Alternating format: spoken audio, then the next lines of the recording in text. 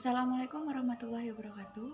Nama saya Dela Kusuma Dewi dari kelas 11 MIPA 1. Di sini saya akan menjelaskan tentang sistem respirasi atau sistem pernafasan. Sistem pernafasan. Sistem pernafasan atau sistem respirasi adalah sistem biologis yang terdiri dari organ dan struktur-struktur lain yang digunakan untuk pertukaran gas pada hewan dan tumbuhan. Adapun fungsi-fungsi dari sistem respirasi, yang pertama, mengambil oksigen dari atmosfer ke sel tubuh. Yang kedua, jalur pengeluaran air dan panas. Yang ketiga, sebagai indera penciuman. Yang keempat, melepaskan karbon dioksida dari sel tubuh ke atmosfer.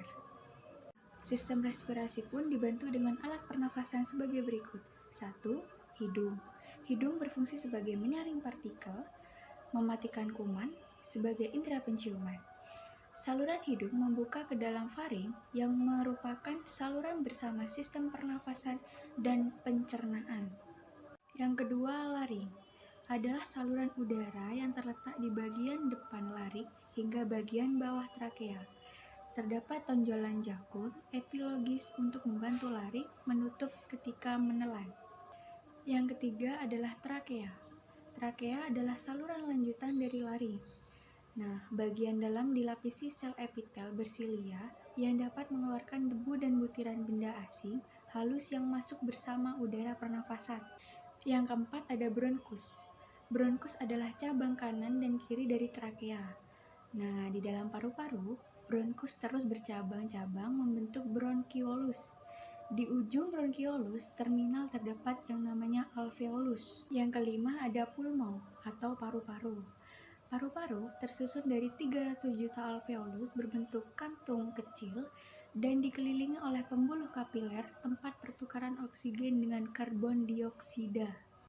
Selanjutnya, ada mekanisme pernafasan. Mekanisme pernafasan dibagi menjadi dua, yaitu yang pertama inspirasi. Inspirasi merupakan proses menghirup udara secara aktif yang memerlukan kontraksi otot. Yang kedua, ekspirasi merupakan proses menghembuskan udara secara pasif yang tidak memerlukan kontraksi otot. Selanjutnya adalah pengendalian sistem pernafasan. Mekanisme pernafasan diatur dan dikendalikan oleh pons Varolii di otak dan serabut efferent nervus vagus dari reseptor saluran pernafasan dan paru-paru. Faktor yang memengaruhi frekuensi pernafasan. Ada jenis kelamin, umur, suhu tubuh, posisi dan aktivitas tubuh, emosi, status kesehatan, dan ketinggian tempat. Selanjutnya, transport dan pertukaran gas. 1. Pertukaran oksigen dan karbon dioksida. Pertukaran O2 dan CO2 dalam kapiler terjadi secara difusi. Pada alveolus, molekul gas bergerak melalui membran respirasi dari tekanan tinggi ke rendah. PO2 di alveolus 100 mmHg, PO2 di kapiler 40 mmHg, O2 dan alveolus ke kapiler. PCO2 di alveolus 40 mmHg, PCO2 di kapiler 46 mmHg, CO2 dari kapiler ke alveolus. Yang kedua, transport oksigen. Oksigen diikat oleh hemoglobin yang terdiri atas 4 gugus heme yang dapat berikatan dengan O2 membentuk ohemoglobin atau biasa disebut dengan Hb2. Yang ketiga, transport karbon dioksida. Transport karbon dioksida diangkut oleh darah dengan 3 cara. Yang pertama, CO2 larut dalam plasma darah. Yang kedua, CO2 terikat oleh hemoglobin atau biasa disebut dengan HbCO2. Yang ketiga, CO2 berbentuk bikarbonat atau biasa disebut dengan HCO3. Volume dan kapasitas paru-paru. 1. Volume tidak atau VT. Volume udara yang masuk atau keluar dari paru-paru selama pernafasan normal. 2. Volume cadangan inspirasi atau VCI. Volume udara ekstra yang masuk ke paru-paru dengan inspirasi maksimum di atas inspirasi tidal. 3. Volume cadangan ekspirasi atau VCE. Volume udara ekstra yang dapat dikeluarkan dengan kuat fase akhir ekspirasi tidal. 4. Volume residu atau VR. Volume udara sisa dalam paru-paru setelah melakukan ekspirasi kuat. 5. Kapasitas residu fungsional atau KFR. Volume residu ditambah volume cadangan ekspirasi. 6. Kapasitas residu fungsional atau KFR. Volume residu ditambah volume cadangan ekspirasi. 7. Kapasitas inspirasi atau KI. Volume tidal ditambah volume cadangan inspirasi. 8. Kapasitas vital atau KV. Penambahan volume tidal, volume cadangan inspirasi, dan volume cadangan ekspirasi. 8. Kapasitas total paru-paru atau KTP. Kapasitas vital ditambah volume residu. 9.